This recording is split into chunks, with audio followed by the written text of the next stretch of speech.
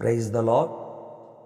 ఈ దిన దైవ వాగ్దాన ధ్యానము యోబు గ్రంథము 8వ అధ్యాయము 6వ వాక్యము. ఆయన నీ యందు శ్రద్ధ నిలిపి నీ నీతికి తగినట్లుగా నీ నివాసమును వర్ధిల్లజేయును.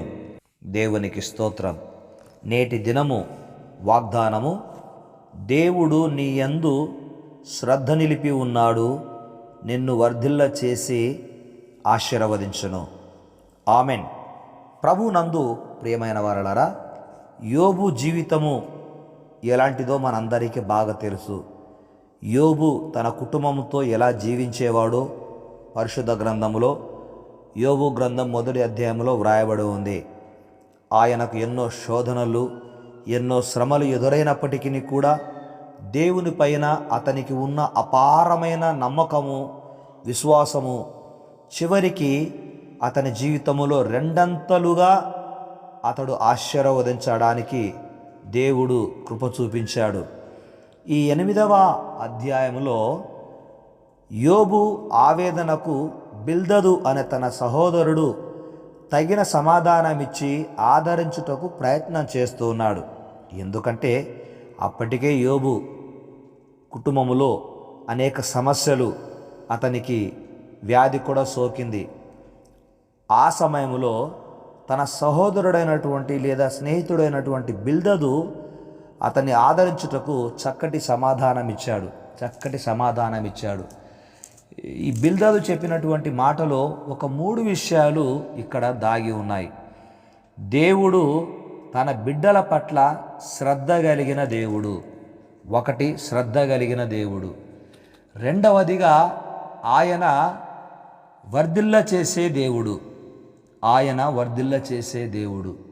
మూడవదిగా ఆయన నీతిని చూచే దేవుడు. ఈ లోకంలో ఎవరు నీతిమంతులు అంటే, ఈ లోకములో యేసు ప్రభువును నమ్మినవారు, యేసు ప్రభు పైన ఆధారపడిన వారు నీతిమంతులు. ఈ వాగ్దానము దేవుడు నీకు ఇవ్వడములో ఉద్దేశం ఏమిటంటే, ఆయన నీ యందు శ్రద్ధ నిలిపి ఉన్నాడు.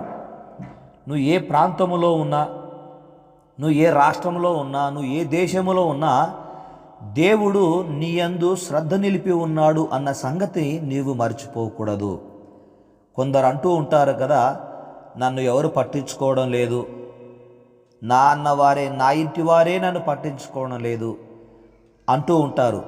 ఎవరు పట్టించుకున్నా పట్టించుకోకపోయినా ఆ దేవాది దేవుడైన యేసయ్య నీ యందు శ్రద్ధ నిలిపి ఉన్నాడు. ఎంత ప్రేమ కలిగిన దేవుడు! అంతేకాకుండా ఆయన నీ నీతికి తగినట్లుగా నీ నివాసం అంటే నీ ఇంటిని కాదు, నీ యొక్క ఆధ్యాత్మిక జీవితాన్ని ఆయన వర్ధిల్ల చేస్తానంటున్నాడు. వర్ధిల్ల చేసి నిన్ను ఆశీర్వదిస్తానంటున్నాడు. ఆశీర్వాదం అంటే 10 బంగళాలు, 1 కోటి రూపాయలు బ్యాంకులో బ్యాలెన్స్ కాదండి. ఆయనతో నీకున్న సహవాసము, ఆ సహవాసములో నిత్యము నీవు ఆనందించాలండి. ఏమి ఉన్నా లేకపోయినా నీవు ఆయన యందు ఆనందించాలనేదే ఆయన ఉద్దేశము. అదే ఆశీర్వాదము. కొందరు అనుకుంటూ ఉంటారు, ఆశీర్వాదం అంటే 10 కార్లు, 10 బంగళాలు, బ్యాంకులో 1 కోటి రూపాయల ప్రాపర్టీ ఉంటే సరిపోతుంది, అదే ఆశీర్వాదం అంటారు. కానీ ఆశీర్వాదం అంటే దేవునితో అంటుకట్టబడి దేవునిలో ఆనందించడమే ఆశీర్వాదము.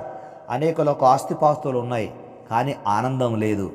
కానీ ఆ ఆనందాన్ని దేవుడు ఆశీర్వాదములో దాచి ఉంచాడు. ఆ ఆశీర్వాదాన్ని నీకు అనుగ్రహిస్తూ ఉన్నాడు. అందును బట్టి దేవుని వందనాలు. నిన్ను ఆశీర్వదించేది, నిన్ను వర్ధిల్ల చేసేది ఆ యేసు ప్రభు ఒక్కడే. ఎందుకంటే ఆయన నీయందు శ్రద్ధ నిలిపి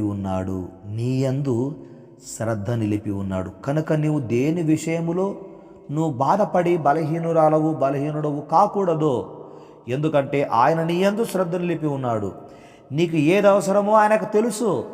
యోబు అన్ని శ్రమలలో ఉన్నప్పుడు యోబుకు ఏది అవసరమో దేవునికి తెలుసు. అది ఆయన యోబుకిచ్చాడు.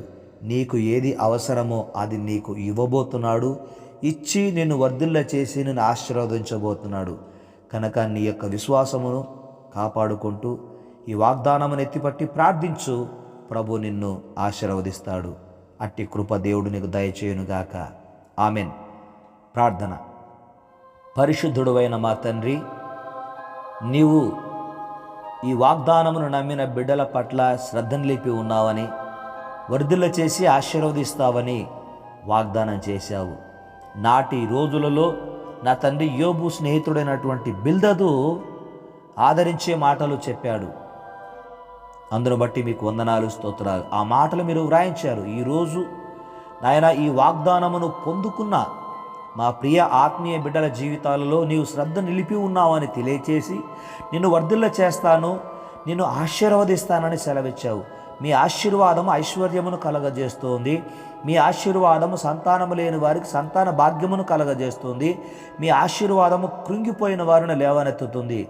మీ ఆశీర్వాదము బలహీనముగా ఉన్న వారిని బలపరుస్తూ ఉంది.